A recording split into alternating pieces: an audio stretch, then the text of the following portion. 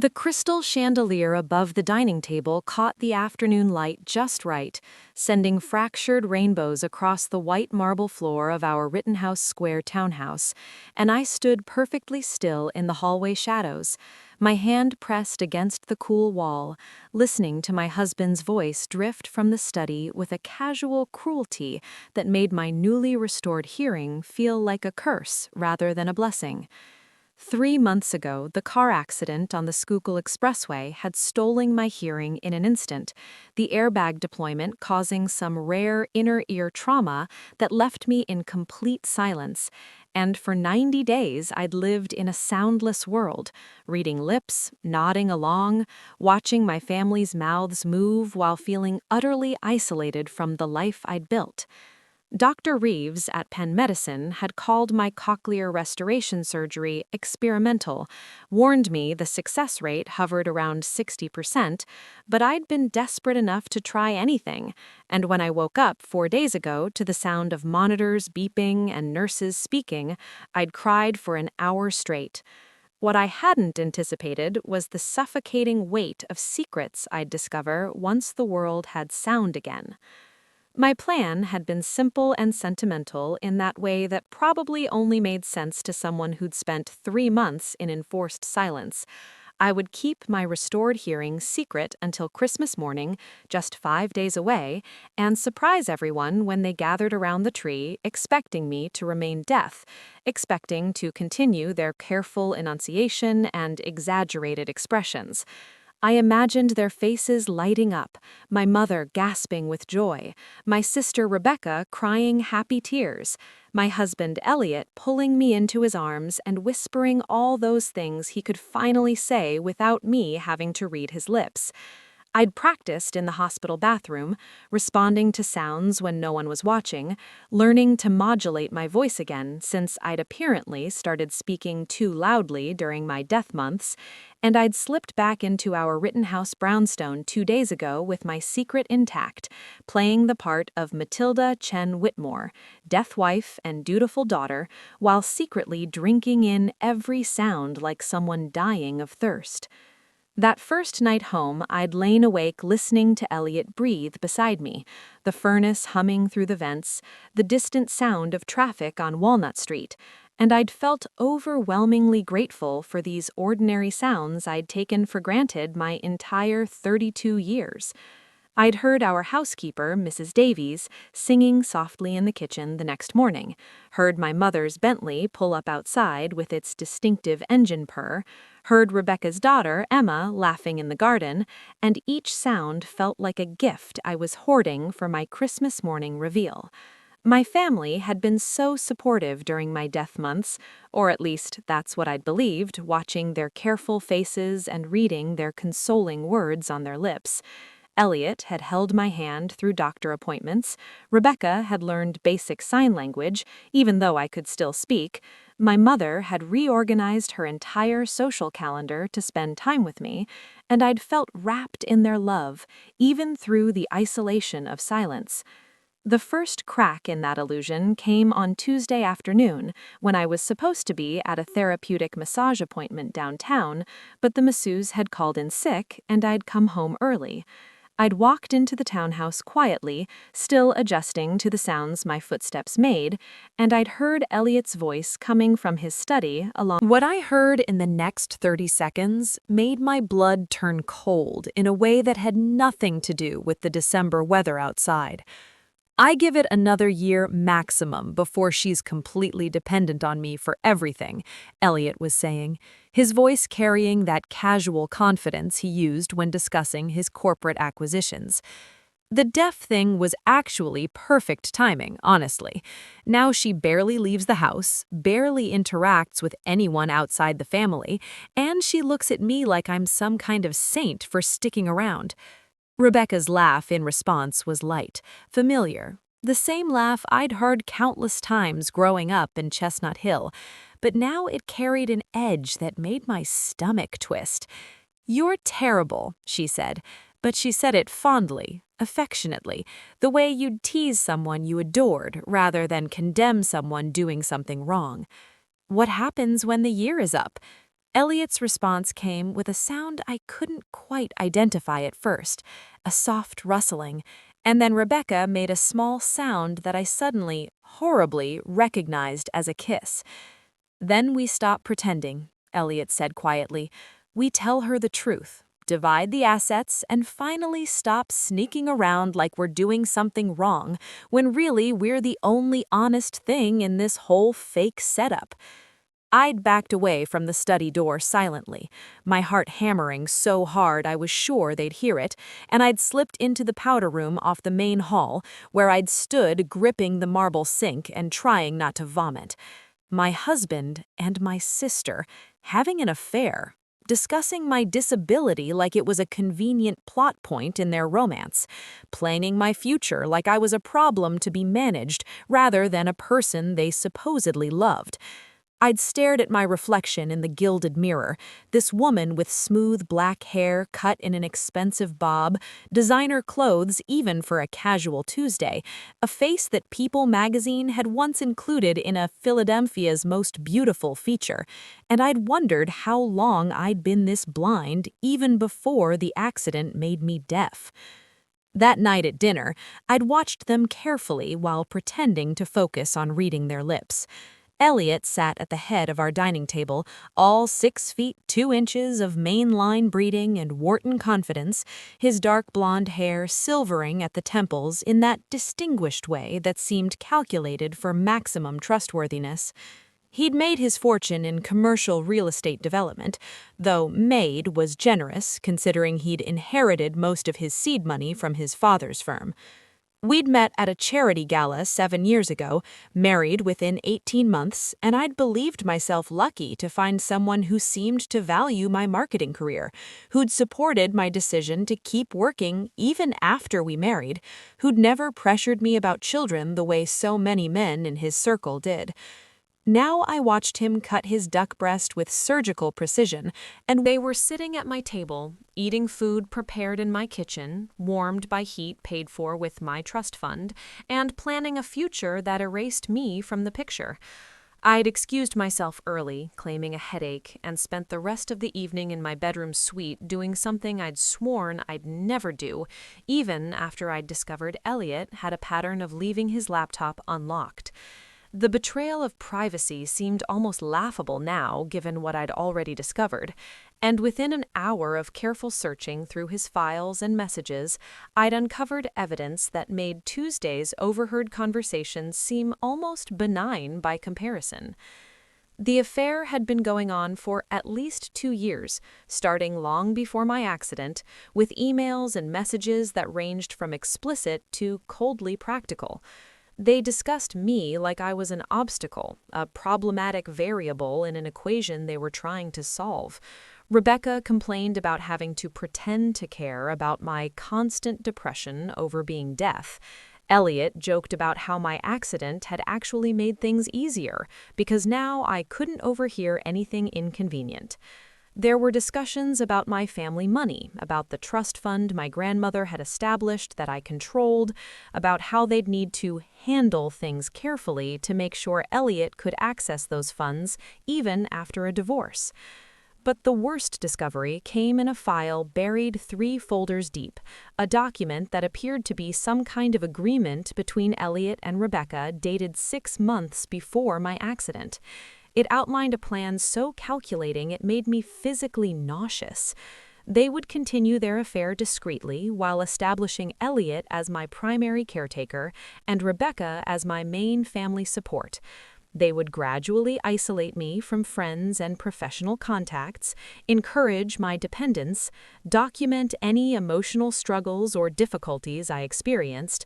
Then, when the timing was right, they would push for me to enter some kind of treatment facility for depression or trauma related to my disability, at which point Elliot would gain medical power of attorney and control over my financial affairs.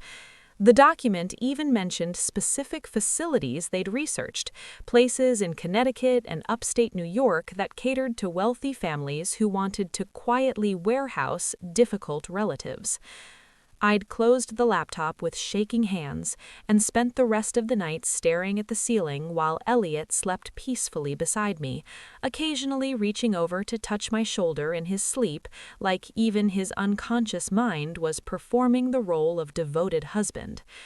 The accident that had made me deaf suddenly took on a different complexion in my mind.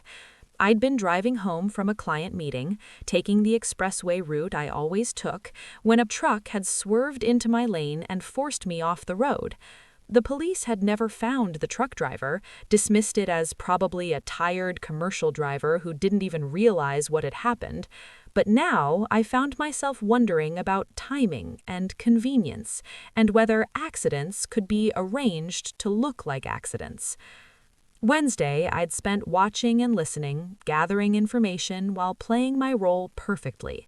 My mother came for lunch, and I'd sat in the sunroom listening to her discuss me with Rebecca like I was a beautiful but broken vase that needed special handling. "She's become so fragile," my mother said, her voice carrying that particular The casual cruelty of it was almost impressive, this performance of concern that masked pure calculation. Thursday morning brought a new revelation when I'd answered the door, forgetting momentarily that deaf Matilda wouldn't hear the doorbell, only to find a delivery of flowers addressed to Rebecca at my address. The delivery man had looked confused when I'd signed for them automatically before remembering I was supposed to be deaf, and I'd had to play it off as learned behavior.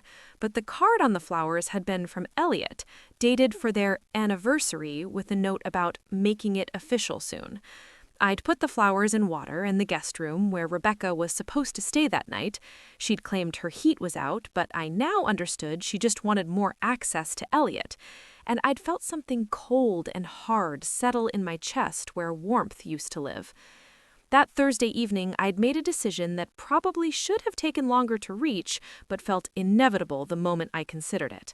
I wasn't going to confront them. I wasn't going to reveal my restored hearing and watch them scramble to explain or apologize or gaslight me into thinking I'd misunderstood what I'd clearly heard and seen and read. I wasn't going to give them the satisfaction of knowing they'd hurt me or the opportunity to position themselves as the victims of my overreaction or paranoia. Instead, I was going to let them continue thinking I was deaf, continue thinking I was isolated and fragile and dependent, while I systematically dismantled their entire plan and took back control of my life in a way that would leave them with nothing. The first step had been almost embarrassingly simple. I'd called my lawyer, Jeremy Hutchinson, who'd handled my grandmother's trust and my own estate planning, and scheduled a private meeting for Friday morning, claiming I needed to discuss updating some documents. Jeremy had known me since I was 15, had watched me build my own career in marketing before the accident had sidelined me, and he'd agreed immediately, suggesting we meet at his office rather than having him come to the house. That morning, I'd told Elliot I had a therapy appointment, something that wouldn't seem unusual given my recent trauma, and I'd taken an Uber to Jeremy's Center City office, where I'd spent 3 hours laying out everything I'd discovered and everything I wanted to do about it. Jeremy had listened without interrupting, his expression growing progressively darker as I'd shown him screenshots I'd carefully transferred to my phone, played him audio recordings I'd started making once I'd realized the scope of the betrayal, and outlined the financial manipulation Elliot and Rebecca had been planning. When I'd finished, he'd been quiet for a long moment before speaking. "Matilda, I'm going to be very direct with you. What they've been planning, especially the part about gaining medical power of attorney under false pretenses, that's not just unethical, that's potentially criminal. We're talking about financial exploitation, possibly even conspiracy to commit fraud." He'd leaned forward, his hands clasped on his mahogany desk. "You could go to the police right now with this evidence and press charges. You'd be completely justified." I had considered it, I really had, but something about involving the authorities felt like giving up control to yet another system, another group of people who would make decisions about my life and my family drama. I want to handle this differently, I told him. I want to protect myself legally and financially, but I also want them to understand. I'd updated my power of attorney to designate Jeremy instead of Elliot, changed the beneficiaries on my life insurance policies, and set up a new account at a different bank where I'd transferred a significant portion of my liquid assets. Jeremy had also prepared divorce papers that outlined Elliot's affair with evidence attached, though we'd agreed to hold off filing them until after Christmas. "You're sure about waiting?" Jeremy had asked, and I'd nodded. I want them to have one more holiday thinking they've gotten away with it. I want them to sit around my Christmas tree, eat food I've provided, accept gifts I've bought while planning my erasure, and then I want them to realize I heard every word. Friday night, my mother had hosted a pre-Christmas dinner at her Chestnut Hill estate, one of those sprawling stone mansions that had been in her family for 4 generations, and I'd sat at her formal dining table surrounded by people who were supposed to love me, while listening to them discuss my future like I was absent. My uncle Richard, who'd never liked me much anyway, had suggested that maybe it was time I considered stepping back from my role on the board of my grandmother's foundation, since my disability might make it difficult to fulfill my duties. Elliot had jumped in with false reluctance, saying he'd been thinking the same thing but hadn't wanted to upset me, and Rebecca had nodded along while squeezing my hand in fake solidarity. My mother had looked troubled but ultimately agreed that perhaps it was best if I focused on my recovery rather than taking on stressful responsibilities. I'd listened to them carve up my life and my roles and my identity while smiling blandly and nodding occasionally, playing the part of diminished Matilda who couldn't possibly understand the complex adult conversations happening around her. At one point, Elliot had actually spoken slower and used simpler words when explaining something directly to me, like my deafness had somehow affected my intelligence or education, and I'd had to bite the inside of my cheek to keep from laughing at the absurdity. These people thought they were being subtle, thought they were protecting me or helping me or whatever narrative they'd constructed to justify their manipulation, when really they were just revealing exactly how little they'd ever respected me. Saturday, I'd spent Christmas shopping, playing the role of devoted wife and sister by buying expensive gifts for the people planning to betray me. I'd bought Elliot a vintage watch he'd been admiring at a jeweler on Walnut Street, spent almost $15,000 on it, and I'd had it engraved with "To my faithful husband, forever yours." The irony of it made me smile every time I thought about it. For Rebecca, I'd bought a designer handbag she'd mentioned wanting, along with a matching wallet, and I'd included a card about sisterly love and gratitude for her support. My mother received cashmere and pearls, my uncle got scotch, and I'd played the part of slightly scattered deaf Matilda who spoke too loudly in the stores and needed things repeated but was trying. Elliot's commercial real estate firm maintained offices in a high-rise near City Hall, and while he rarely went in on Sundays, I knew he kept extensive files there, including partnership agreements and financial records. I also knew, thanks to his unlocked laptop, that he'd been systematically overcharging his investors and hiding the profits in accounts Rebecca had helped him establish under her name. If I could access those files, photograph them, turn them over to the right authorities, Elliot wouldn't just lose me and my money, he'd lose everything.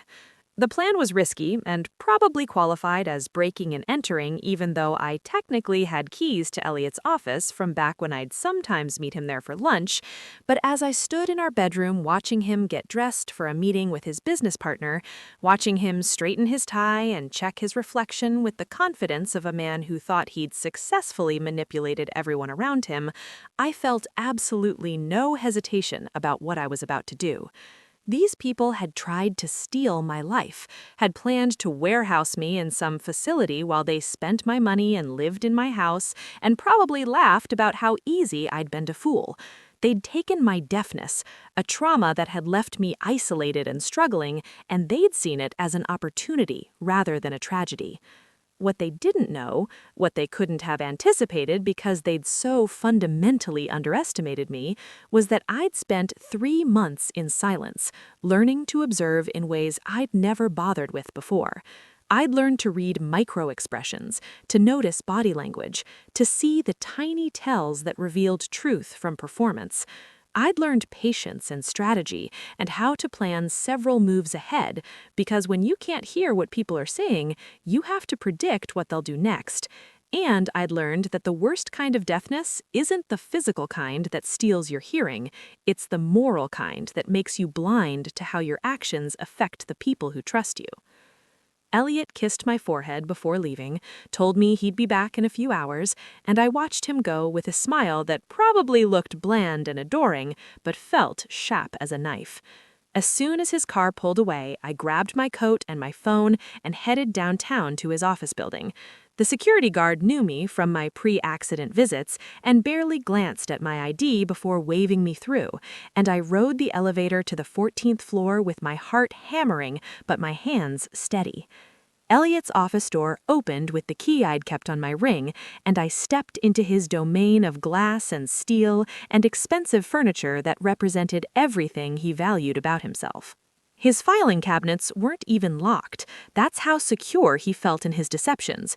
And within 30 minutes, I'd photographed enough evidence of financial fraud to put him away for years if prosecutors wanted to pursue it. Partnership agreements where he'd inflated costs and pocketed the difference, emails discussing how to hide profits from both investors and the IRS, records of payments to Rebecca's accounts that she'd clearly helped him launder through various shell companies. It was comprehensive and damning, and exactly what I'd needed to feel like the power balance had finally shifted back in my direction.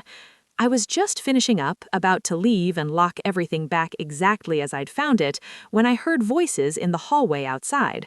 Elliot's voice, which was impossible because he should have been in his meeting for at least another hour, and Rebecca's laugh, which was even more impossible because I had no idea what she'd be doing at his office on a Sunday afternoon. I'd frozen for just a second before. Your mother's going to have a breakdown regardless of timing. Might as well get it over with.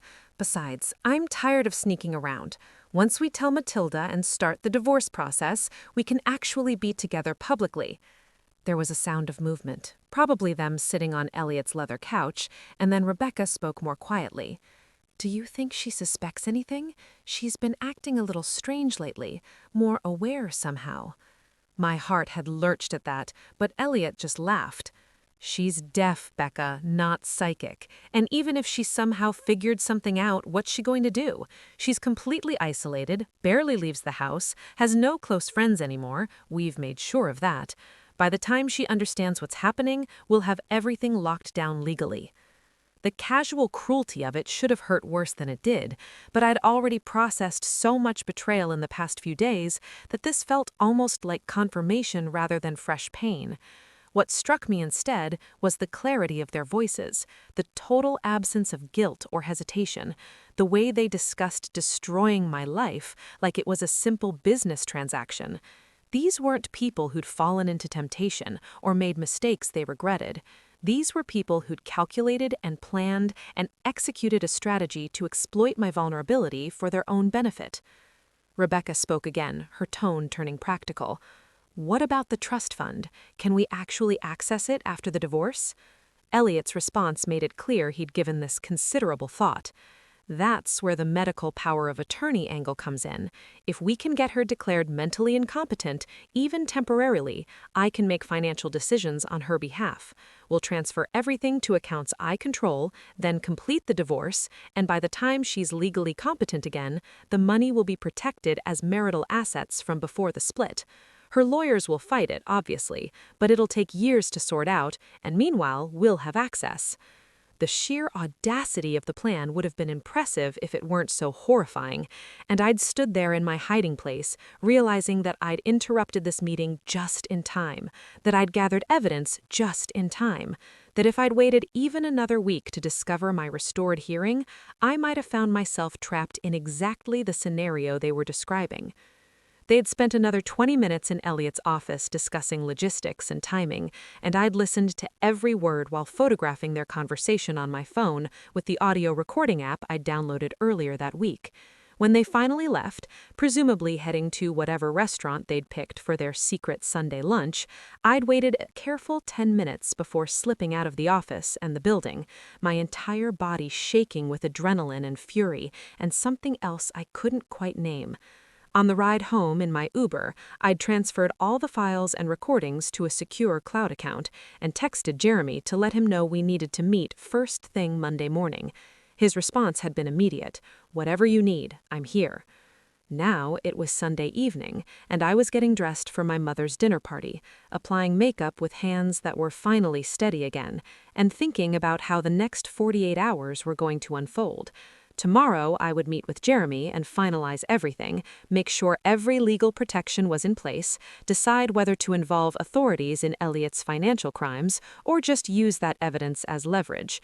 Tuesday was Christmas Eve, the dinner party where I assumed Elliot and Rebecca would continue their performance of, and Wednesday, Christmas morning, when they expected to exchange gifts around the tree and maintain their comfortable lies, I would instead reveal that I could hear, that I knew everything, and that their entire carefully constructed plan had crumbled the moment I'd regained my hearing.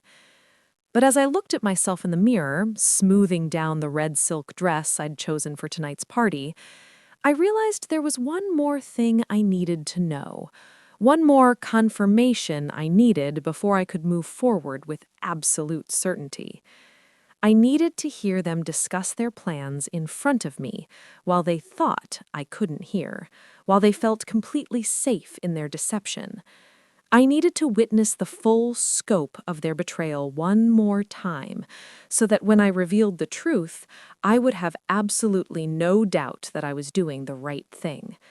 These people had taught me something valuable in the past few days. They'd taught me that silence could be a weapon, that observation could be power, and that the worst thing you could do to someone planning your destruction was to let them think they'd succeeded right up until the moment you proved they'd failed. I fastened my grandmother's diamond necklace around my neck, the one she'd left specifically to me with instructions that it should never be given away or sold. And I thought about how she'd always told me that the real power in any situation came from information and timing. She'd built her fortune in an era when women weren't supposed to be in business, had outlasted 3 husbands and countless people who'd underestimated her, and she'd left me everything precisely because she'd believed I had that same steel underneath my polite exterior. I wondered what she would think about what I was about to do, and then I remembered a conversation we'd had shortly before she died, when she told me that the most dangerous thing about truly ruthless people was that they mistook kindness for weakness and patience for ignorance. Elliot appeared in the doorway of our bedroom, looking handsome in his suit, and he smiled at me with what I'm sure he thought was warmth. "You look beautiful," he said, speaking clearly so I could read his lips. "My mother is going to love that dress." I smiled back and signed, "Thank you," playing my role perfectly, and I watched something like satisfaction cross his face. He thought he'd won. He thought he'd successfully positioned himself to take everything I had while maintaining his image as the devoted husband who'd stood by his disabled wife. What he didn't realize, what none of them realized, was that I'd spent 3 months learning to survive in silence.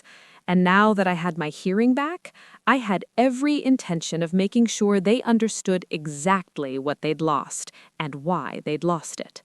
The game wasn't over. It had barely begun. And this time, I was playing with all the information, while they stumbled around thinking I was still in the dark.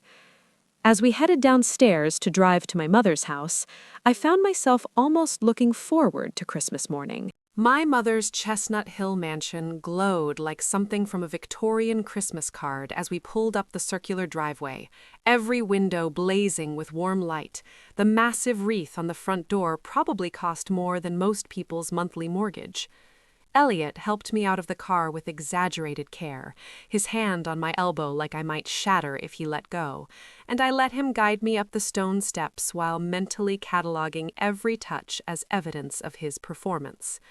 Inside, the house smelled of pine and cinnamon and old money, that particular scent that came from generations of wealth, absorbed into wood and fabric and crystal. My mother swept toward us in emerald silk, her silver hair perfect as always, and she embraced me carefully like I was made of glass instead of flesh and blood that had survived everything they'd thrown at me. Rebecca arrived moments later with her daughter Emma, who was 6 and adorable and had no idea her mother was sleeping with her aunt's husband. Emma ran to me immediately, signing, "Merry Christmas, Aunt Tilly," with the enthusiasm of a child who thought learning sign language was an adventure rather than a necessity, and I hugged her tight while watching Rebecca over her small shoulder. My sister looked radiant tonight, in sapphire blue that matched her eyes, her red hair falling in waves that had definitely required professional styling. And when her gaze met Elliot's across the room, there was a flash of heat between them so obvious I couldn't believe I'd ever missed it. They were barely bothering to hide it anymore, secure in the belief that deaf Matilda couldn't hear their whispered comments or notice their lingering looks, and I felt my resolve harden even further as I watched them navigate the room like they owned it. Dinner was served in my mother's formal dining room, with its hand-painted wallpaper and antique chandelier, and I found myself seated between Elliot and my Uncle Richard, who'd already had enough scotch to make his face red and his opinions loud. The conversation flowed around me in that careful way it had since my accident, people speaking clearly when they addressed me directly, but relaxing into natural speech when they thought I wasn't involved, and I listened to everything with the attention of someone gathering evidence for a trial. Uncle Richard complained about his investment portfolio losing value, and Elliot jumped in with advice that I now recognized as the same kind of financial manipulation he'd been using to defraud his own partners.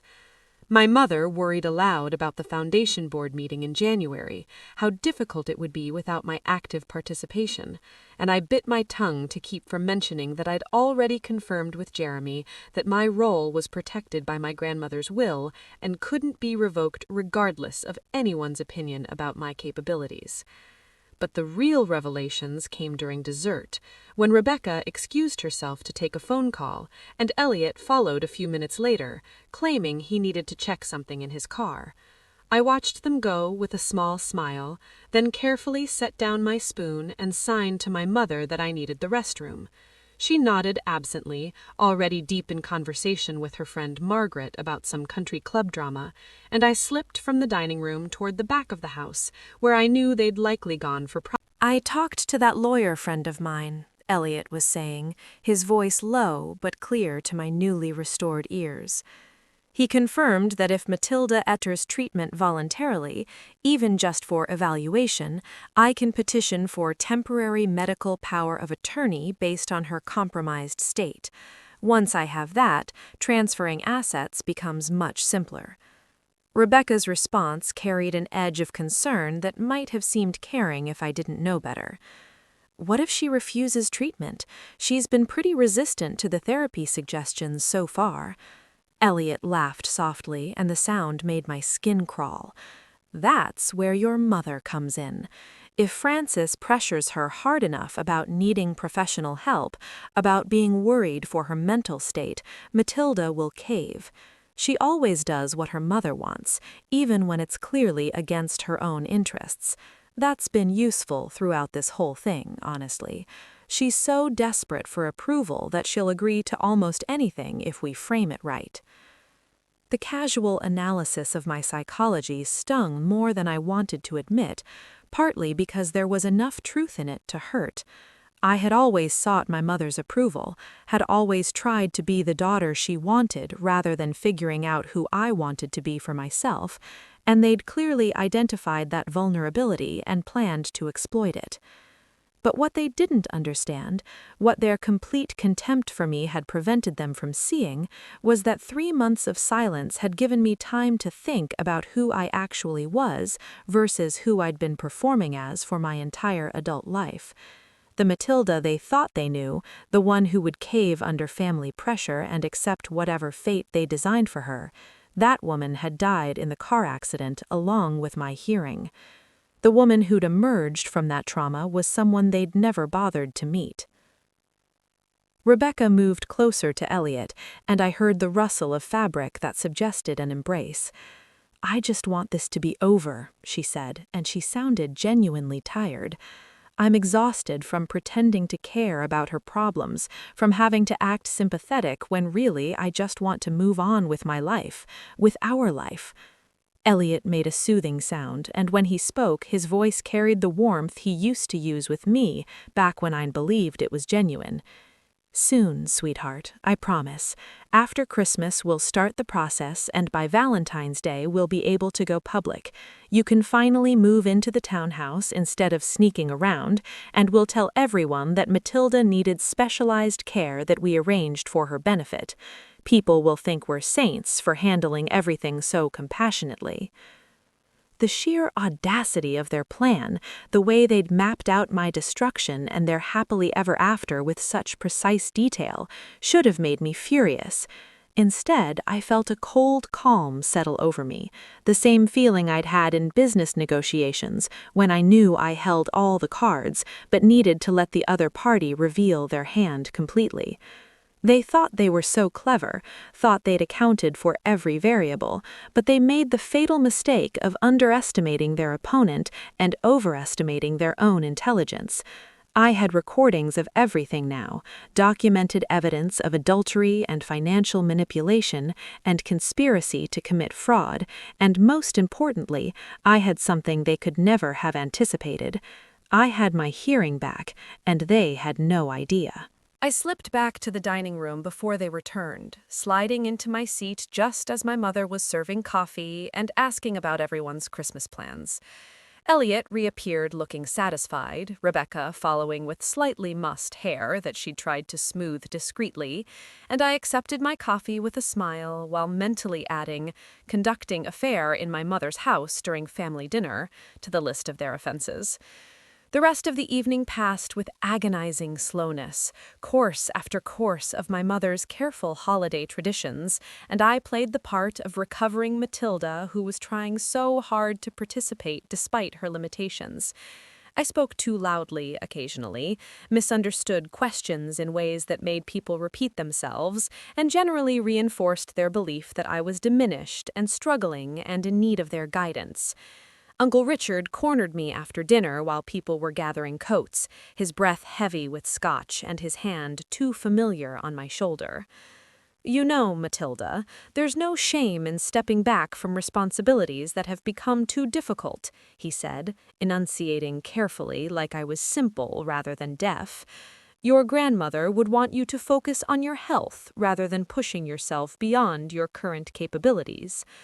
I nodded along while he continued, his words becoming a lecture about knowing one's limitations and accepting help gracefully, and I thought about how satisfying it would be to send him the recording I'd made of him discussing how my foundation role could be redistributed to people who could actually contribute meaningfully. These people had forgotten that I'd spent my entire career reading rooms and managing personalities and negotiating deals. And now they'd somehow convinced themselves that physical disability equaled mental incapacity. Their mistake would be their downfall. The drive home with Elliot was quiet, which suited me fine since I was busy mentally reviewing everything I'd learned and refining my plans for tomorrow's meeting with Jeremy. Elliot seemed content with the evening, probably thinking about how his manipulation was proceeding according to schedule, and when we arrived home he actually whistled while hanging up our coats. I watched him move through our townhouse with such ease, such confidence, and I wondered if he'd ever actually loved me or if I'd always just been a particularly lucrative target. We'd met at a charity gala where I'd been representing my family's foundation, and he'd pursued me with such focused attention that I'd felt special, chosen, valued. Now I understood that what he'd valued was my trust fund and family connections, and everything else about me had been incidental to those primary assets. That night I lay in bed listening to him breathe, his arm draped across my waist in what used to feel like affection, but now felt like a claim of ownership, and I mentally walked through the timeline of the next few days.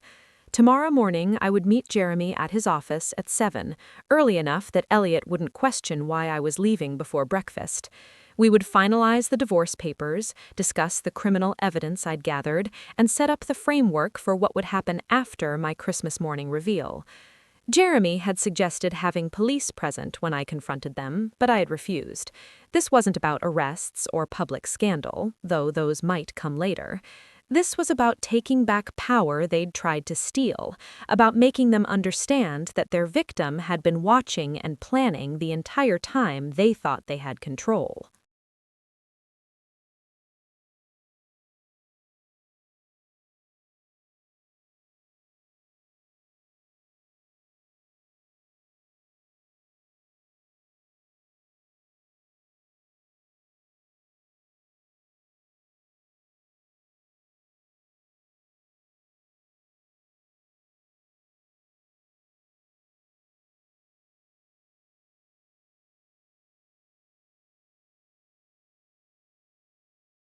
Monday morning arrived cold and bright, Christmas Eve, and I slipped out of the house while Elliot was still sleeping. Jeremy's office was already lit when I arrived, and he had coffee waiting along with a stack of documents that represented the legal dismantling of my marriage and the protection of everything my grandmother had left me. We spent 3 hours going through every detail, every possible scenario, every way Elliot and Rebecca might try to spin the situation once they realized I knew everything. Jeremy had brought in a forensic accountant who'd reviewed the evidence of Elliot's financial crimes, and her assessment was damning. "This isn't just embezzlement," she'd said, spreading spreadsheets across Jeremy's conference table. "This is systematic fraud across multiple partnerships and investments. If the SEC gets involved, we're looking at potential prison time, and that's before we consider the conspiracy to gain illegal access to your assets through false medical declarations." I'd stared at the numbers and documentation, all this evidence of Elliot's greed laid out in black and white, and I'd felt something shift in my chest.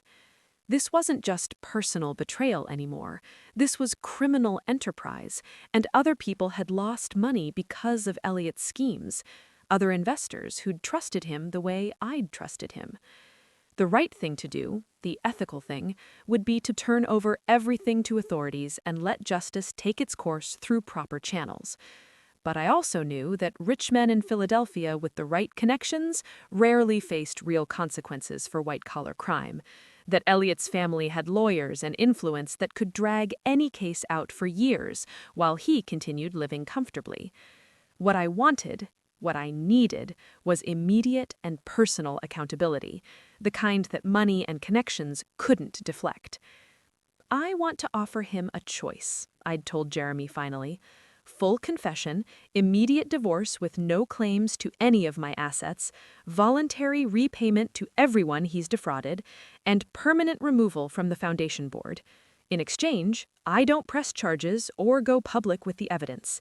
He gets to save face, avoid prison, and walk away with whatever he actually earned through legitimate work, which, based on these numbers, isn't much." Jeremy had looked troubled by this suggestion, his professional instincts warring with his personal loyalty to me.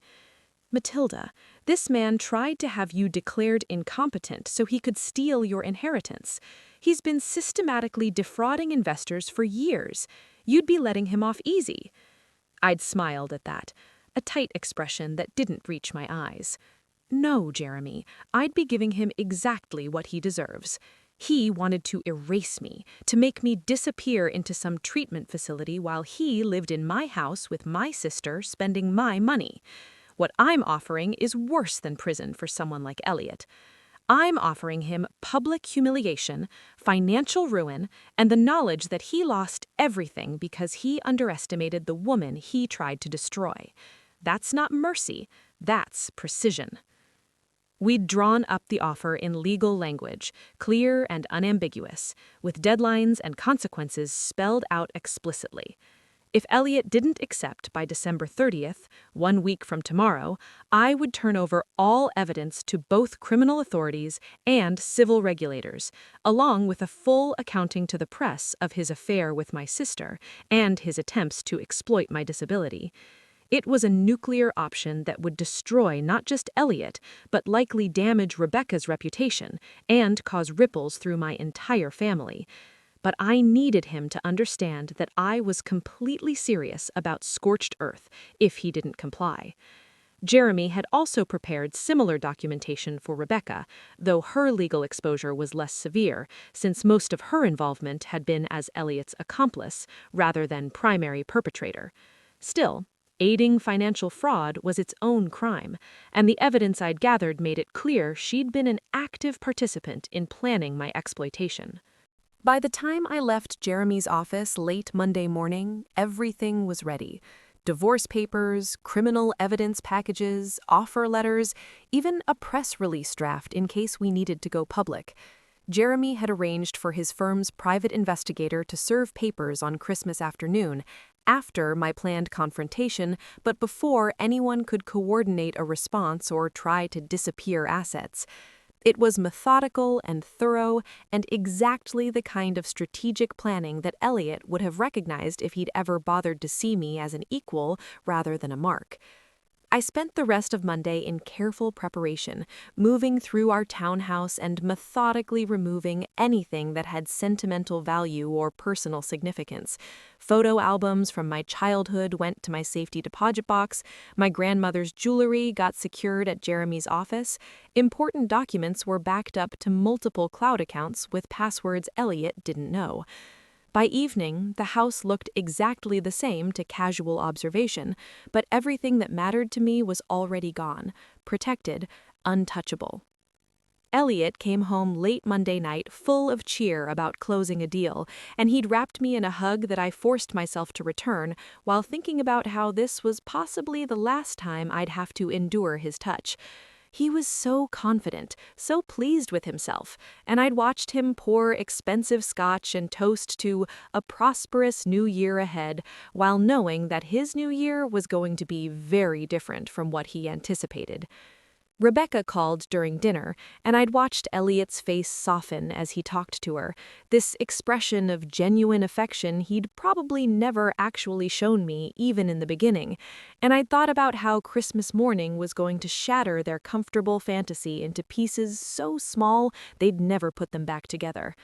Christmas Eve arrived with snow flurries that made Philadelphia look like a postcard, and my mother insisted on attending midnight services at the Episcopal Church where our family had maintained a pew for generations. I'd sat between Elliot and Rebecca in that elegant sanctuary, listening to carols I hadn't heard in 3 months, and the irony of celebrating Christ's birth while surrounded by people plotting my destruction wasn't lost on me.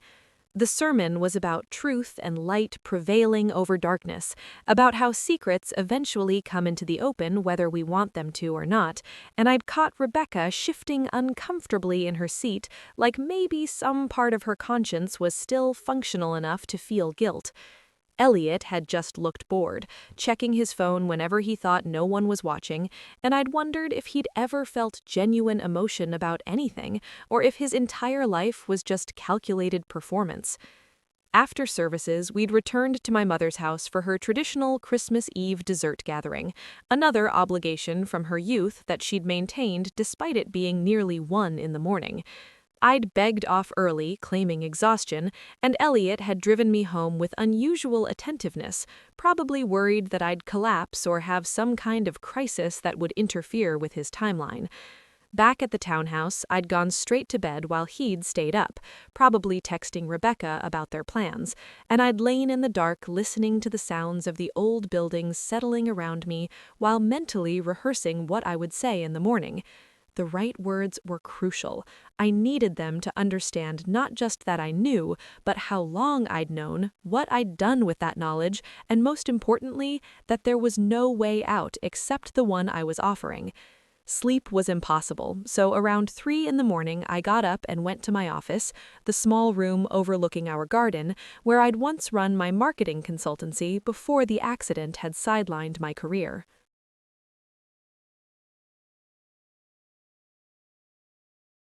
Everything was exactly as I'd left it the day before my hearing was stolen. Files organized, computer charged, awards and degrees on the walls testifying to achievements Elliot had never really valued. I'd built something real here. Created campaigns that had won national recognition, helped clients grow businesses and nonprofits reach their goals. And I'd been proud of that work in a way that had nothing to do with my family name or money. Elliot had always been dismissive of my career, calling it a hobby and suggesting I didn't need to work given my trust fund. But what he'd never understood was that the work had never been about money. It had been about being someone in my own right, about having worth that existed independent of who my grandmother had been or who my husband was, or how much money sat in various accounts with my name attached. Sitting in that office at 3 in the morning on Christmas Eve, I made a decision that probably should have come earlier but felt right in that moment. I wasn't going to let Elliot's betrayal and Rebecca's cruelty steal my identity the way they'd tried to steal my assets. After everything was resolved, after the dust settled and the divorce was final and the consequences had been dealt, I was going to rebuild my career, not in spite of what had happened, but because of it. I was going to use everything I'd learned about resilience and strategy and reading people to create something even better than what I'd had before.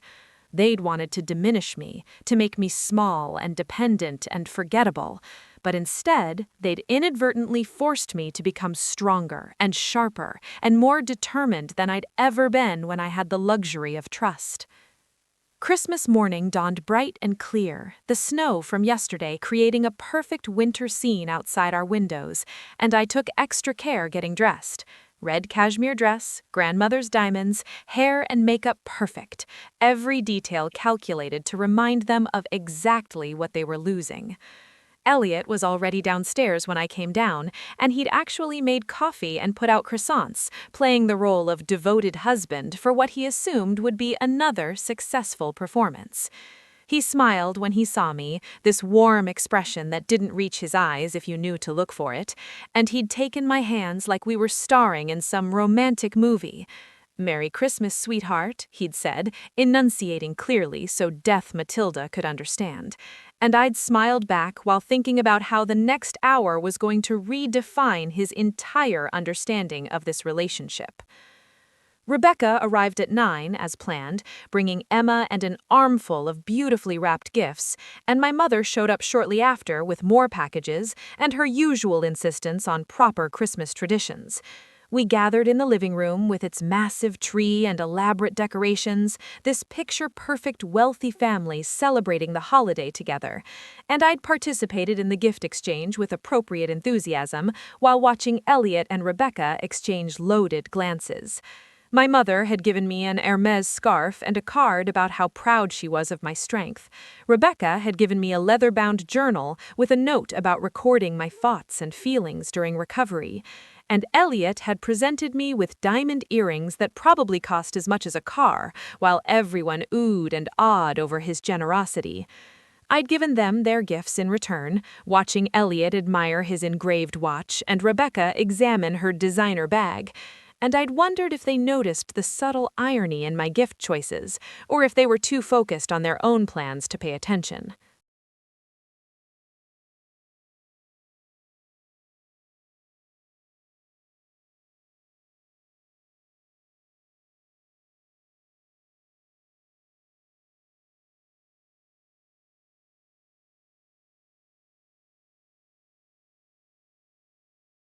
Emma had opened her presents with childlike joy, oblivious to the adult tensions swirling around her, and watching her innocent happiness made me sad for all the collateral damage this situation was going to cause.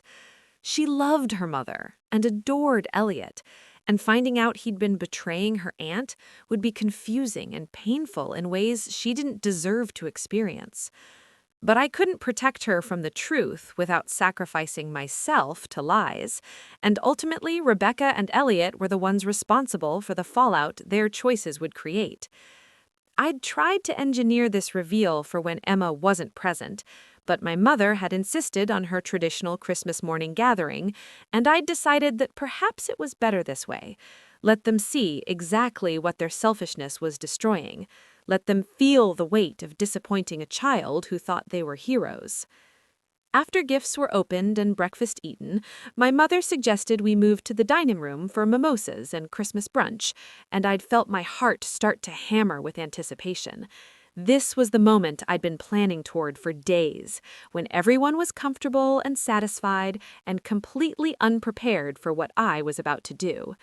We'd settled around the table with my mother at the head, Elliot and Rebecca sitting across from each other with that familiar ease that I now recognized as intimacy, and I'd taken a deep breath before speaking for the first time in a way that would change everything.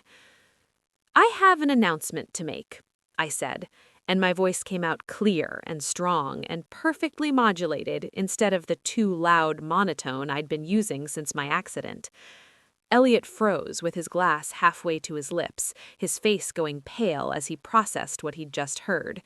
Rebecca's hand jerked, sending her mimosa splashing onto the white tablecloth, and my mother just stared at me in confusion because she hadn't yet understood what my normal voice meant. "My hearing came back," I continued, letting each word land with precision.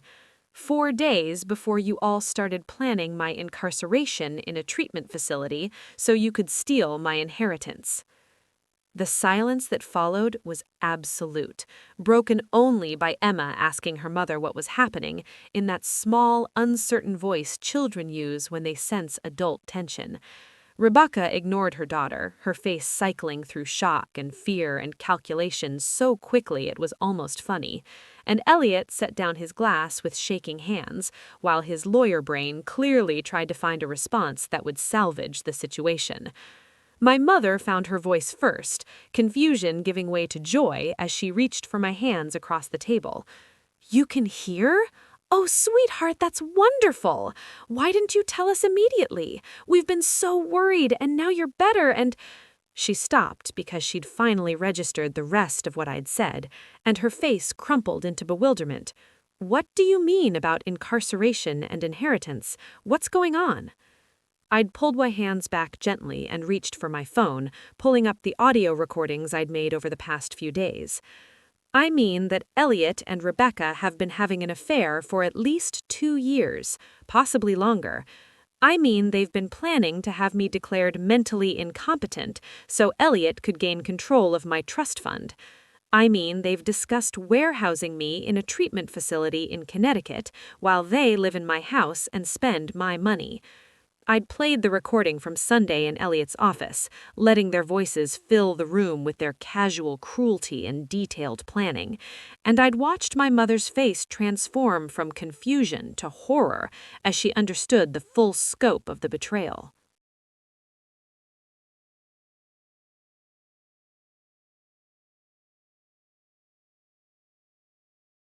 Rebecca recovered first, always the one who could think fast on her feet, and she'd tried to spin the situation with impressive speed.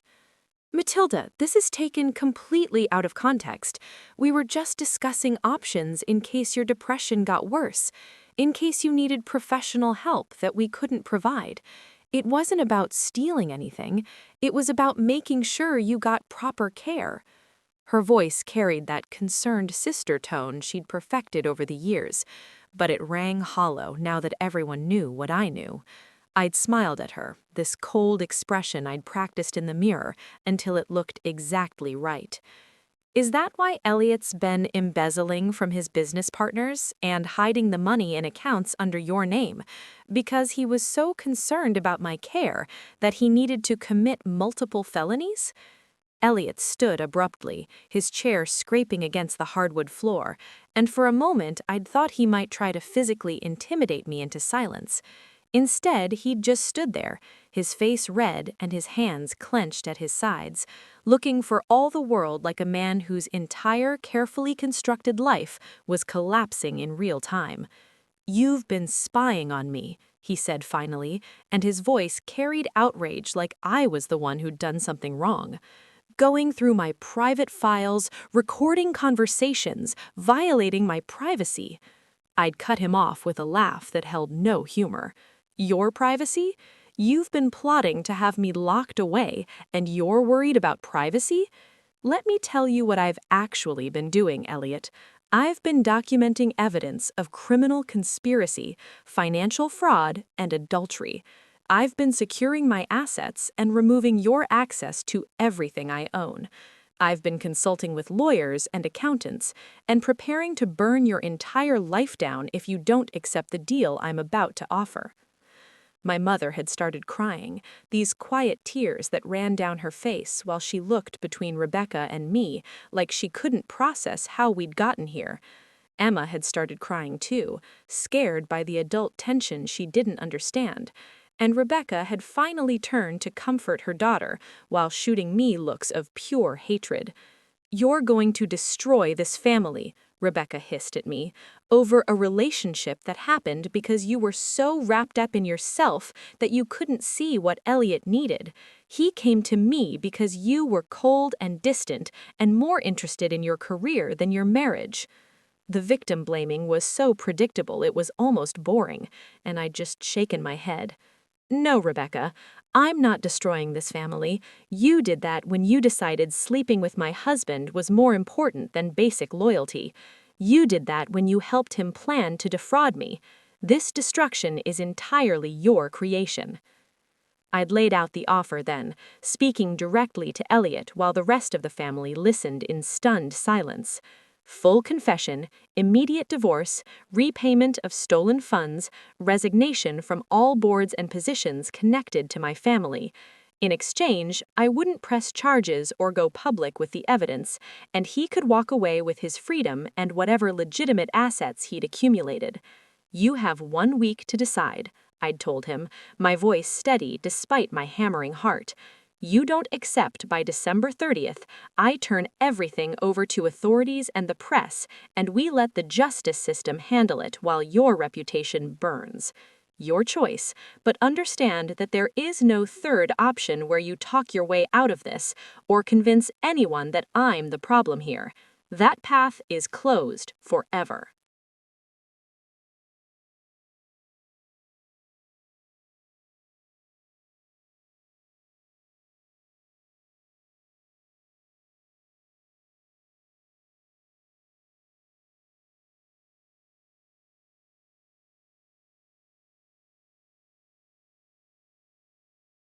Elliot had looked at Rebecca then, this long, loaded glance that communicated volumes of what they'd lost, and I'd seen the moment when he realized there was no escape from consequences.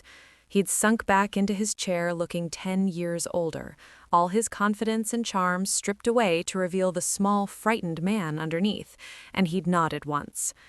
"I'll take the deal," he'd said quietly. "I'll sign whatever papers you want, confess to whatever you need me to confess to, as long as I don't go to prison." It was the most honest thing he'd probably ever said to me, this admission that his freedom mattered more than his pride or his relationship with Rebecca or anything else he'd claimed to value. Rebecca had exploded then, standing up so fast her chair fell backwards and shouting at Elliot about promises and plans and how he'd sworn they'd be together. "You're just going to give up? Let her win? We had everything figured out and now you're going to cave because she's threatening you?" Her voice had risen to near hysteria, and I'd almost felt sorry for her because she genuinely hadn't understood until that moment that Elliot loved himself far more than he'd ever loved either of us. He'd looked at her with something close to contempt and shrugged. "She has recordings, financial evidence, and probably enough documentation to put me away for years. What exactly do you suggest I do, Becca? This isn't a negotiation. It's accepting consequences or going to prison. I choose consequences." My mother had wiped her eyes and spoken for the first time since the reveal, her voice carrying a weight I'd rarely heard from her. "Rebecca, I think you need to take Emma and leave. Matilda, I'm so sorry. I should have seen this, should have protected you, and instead I was part of pressuring you to be more dependent. I failed you as a mother. She turned to Elliot with visible disgust. You will leave this house immediately. Jeremy Hutchinson will contact you about the legal proceedings, and I expect you to comply with every single thing Matilda requires. If you don't, I will personally ensure that not only do you face criminal charges, but that every door in this city closes to you permanently. Am I understood? Elliot had nodded mutely, and I'd been struck by how my mother's social power, usually used for charity galas and country club politics, could be weaponized so effectively when she chose. The aftermath had been almost anticlimactic after the confrontation itself. Elliot had packed some clothes and left for a hotel. Rebecca had gathered a sobbing Emma and fled to her own house after one last venomous look at me, and my mother and I had sat in the living room among the ruins of Christmas morning, trying to process what had just happened. I'm proud of you, she'd said finally, taking my hand. Not for the revenge, though I understand it. I'm proud that you were strong enough to stand up for yourself when everyone around you was trying to make you smaller. Your grandmother would have approved. That had made me cry for the first time since discovering the betrayal, these cathartic tears that released some of the tension I'd been carrying for days, and my mother had held me while I sobbed for the marriage that had never been real and the sister I'd apparently never known.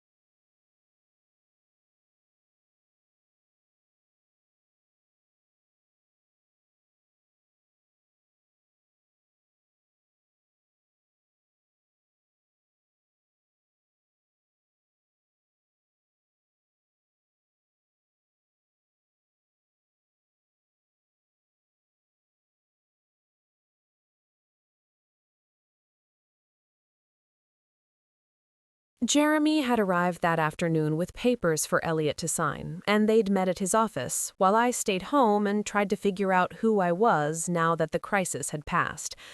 The townhouse felt different already, lighter somehow, despite the emotional weight of what had happened, and I'd walked through rooms that had been my home for 7 years, seeing them with new eyes. This had never really been our space, mine and Elliot's together. It had always been my space that he'd occupied, my furniture and my art and my grandmother's antiques, and now that he was gone, it was reverting to what it had always been underneath, mine alone, and that felt right in a way I hadn't expected. The week between Christmas and New Year's passed in a blur of legal meetings and difficult conversations.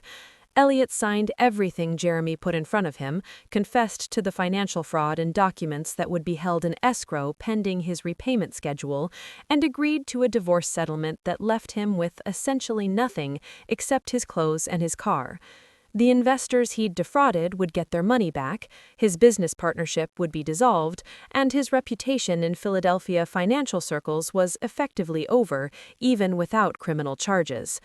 Jeremy had looked grim when reporting all this, not because Elliot didn't deserve consequences, but because the thoroughness of his fall was almost frightening in its completeness. Rebecca had tried to call me several times, leaving voicemails that ranged from apologetic to angry to pleading, but I'd blocked her number after the third message. She'd tried to frame herself as a victim of Elliot's manipulation, claimed she'd been swept up in something she didn't fully understand, but the recordings I had made it clear she'd been an active and enthusiastic participant in planning my exploitation. My mother had insisted Rebecca come to a family meeting where she'd laid out consequences that included removal from several family trusts and boards, though not complete disinheritance, because that would have hurt Emma more than Rebecca. "You will attend therapy," my mother had told her daughter coldly. "You will make amends in whatever way Matilda deems appropriate, and you will never, ever contact Elliot again. If you violate any of these conditions, I will cut you off entirely, and you can explain to your daughter why her college fund disappeared." New Year's Eve found me alone in the townhouse with champagne and a sense of closure I hadn't thought possible a week earlier.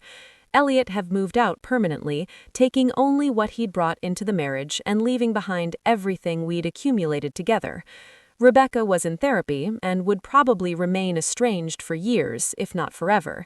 My mother had reorganized the foundation board to better protect my role and interests, and I'd spent the week rebuilding connections with friends and professional contacts I'd neglected during my marriage, rediscovering the person I'd been before I'd shaped myself to fit Elliot's idea of what a wife should be.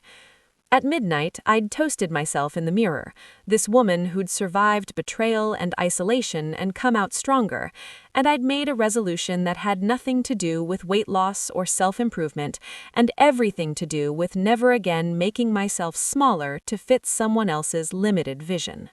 Jeremy called on January 2nd with news that Elliot had made the first repayment to his defrauded investors, a sign that he was following through on his agreement and wouldn't need to be reported to authorities.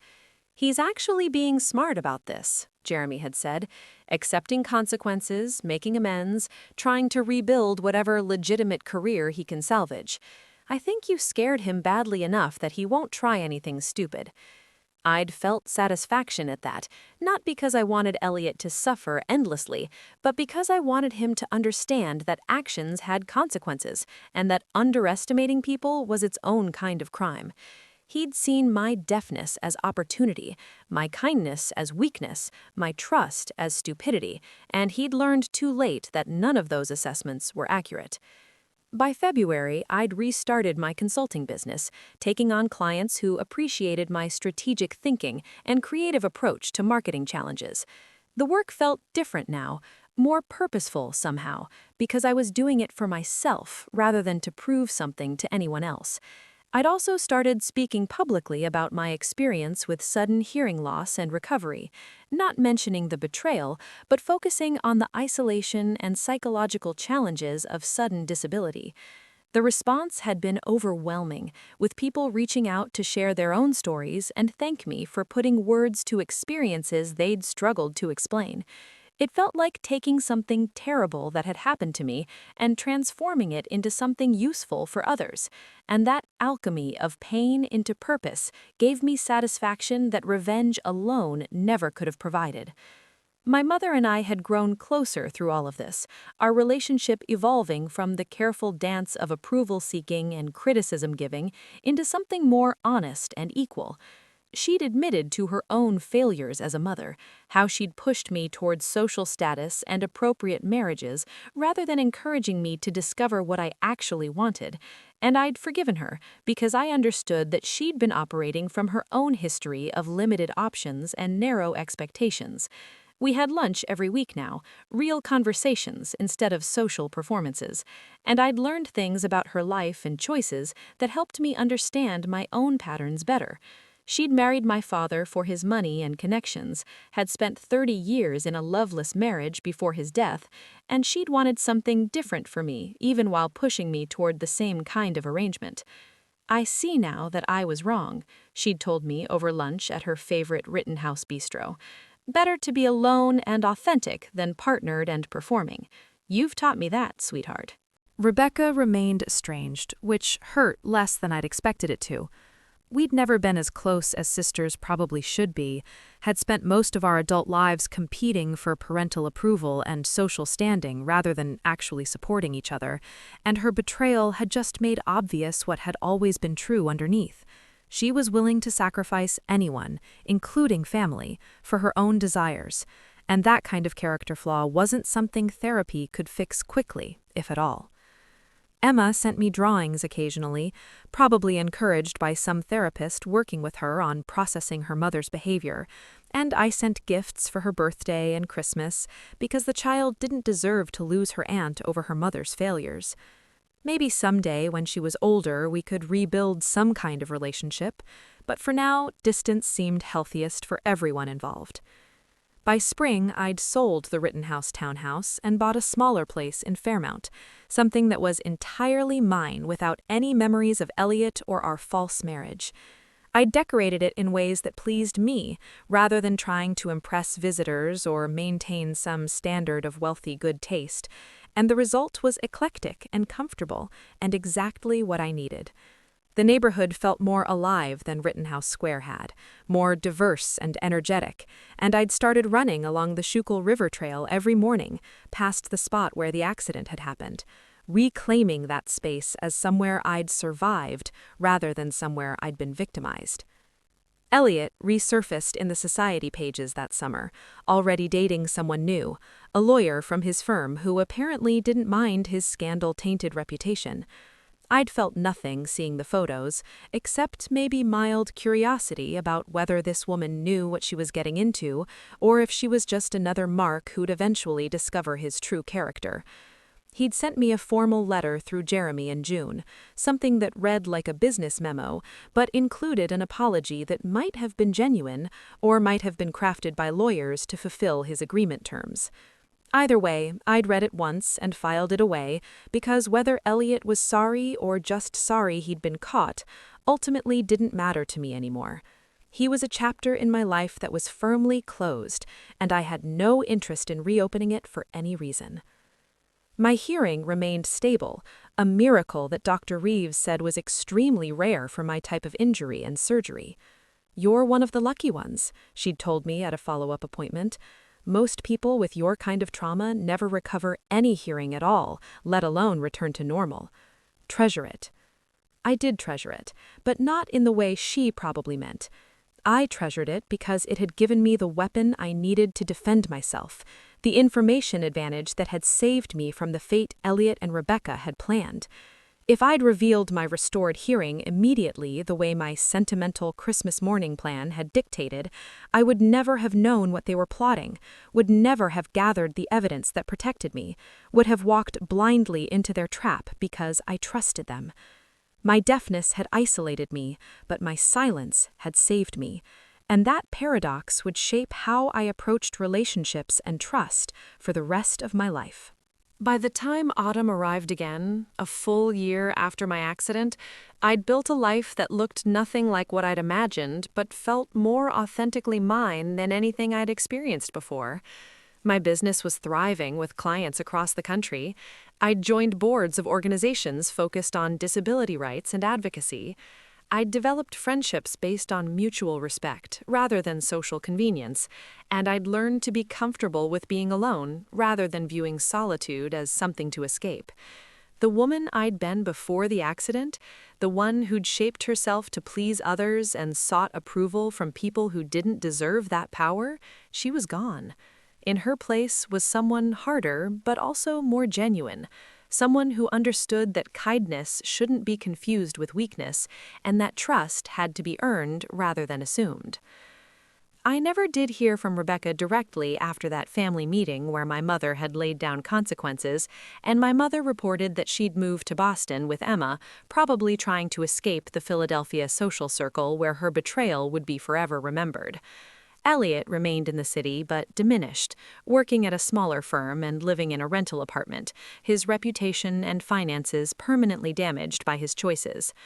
Uncle Richard had retired from the foundation board after I'd made it clear his attempts to remove me wouldn't be tolerated, and several other family members had quietly distanced themselves from Rebecca once the full story became known. The social consequences of their betrayal were severe in ways that legal consequences never could have matched, and I took some satisfaction in knowing that their attempt to make me disappear had instead resulted in their own social exile. The moral of my story, if there had to be one, wasn't really about revenge, even though that's how it probably appeared from outside. It was about the difference between justice and vengeance, between protecting yourself and destroying others. I could have pursued criminal charges that would have put Elliot in prison, could have publicly humiliated Rebecca in ways that would have affected Emma permanently, could have used my family's influence to completely destroy their lives and futures. But that kind of scorched earth approach would have ultimately hurt me more than them, would have kept me tied to their betrayal and bitterness forever, instead of allowing me to move forward. What I'd chosen instead was precision, consequences that matched the crime without exceeding it, and most importantly, consequences that protected me rather than just punishing them. The Christmas after everything happened, I spent the holiday alone in my new house with Chinese takeout and old movies, and it was the most peaceful Christmas I'd ever experienced. No performances, no pretending, no careful navigation of family dynamics and hidden agendas. Just me and my life and my choices, exactly as they should be. My mother had invited me to her house, probably worried I'd be depressed spending the holiday alone, but I declined gently because what she saw as loneliness, I experienced as freedom. The woman who'd stood in the hallway of my Rittenhouse townhouse listening to her husband and sister plot her destruction, that woman had died along with my deaf silence. The woman who'd emerged was someone who understood that being heard wasn't nearly as important as knowing when to listen, that power came from information rather than confrontation, and that the best revenge was always building a life so good that your betrayers realized exactly what they'd lost and would never get back. On January 1st, a full year after I'd regained my hearing and blown up my entire life, I sat in my Fairmount house with coffee and sunrise light coming through my windows, and I made a list of everything I'd gained from losing everything. Authentic friendships, meaningful work, genuine self-knowledge, and most importantly, the unshakable certainty that I could survive anything because I'd already survived the worst kind of betrayal and come out stronger. The list was longer than I'd expected, filling pages with insights and realizations that had emerged from that terrible Christmas morning when I'd finally been heard after months of silence. I'd lost a husband who'd never really been a husband, a sister who'd never really been a sister, and a life that had never really been mine. But I'd gained myself back, and that trade-off was more than fair. It was everything.